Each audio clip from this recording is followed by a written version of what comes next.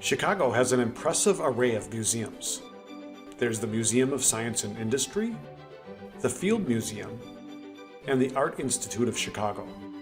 The bad news is that admission to these museums can be pricey. Tickets can cost between $25 to $35 per person.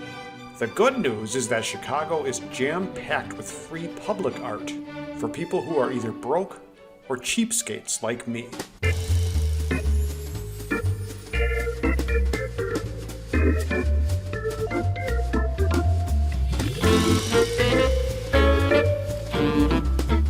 It seems like every block in Chicago's loop has some kind of public art.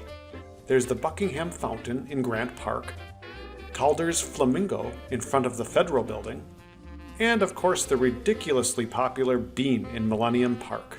My favorite piece is located on Washington Street in front of the Daley Plaza. It's an unnamed monument, but everyone calls it the Picasso, because its artist was, you guessed it, Pablo Picasso, the Spanish artist famous for his Cubist style.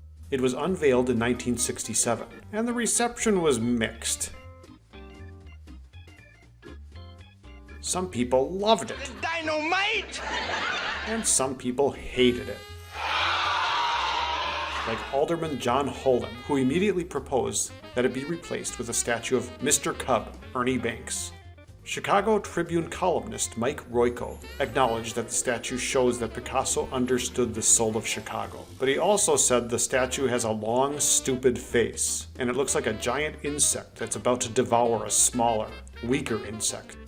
There has been debate on what creature this statue is. Some think it's an aardvark, others a baboon head, and still others Picasso's Afghan hound. I always thought it looked like a lion. I don't think it's a beautiful statue, but I think it's interesting, and I think it's super cool that Chicago has a prominent statue by an iconic artist like Pablo Picasso. Some people might think it's ugly. He's hideous! But there are far uglier pieces of art in Chicago.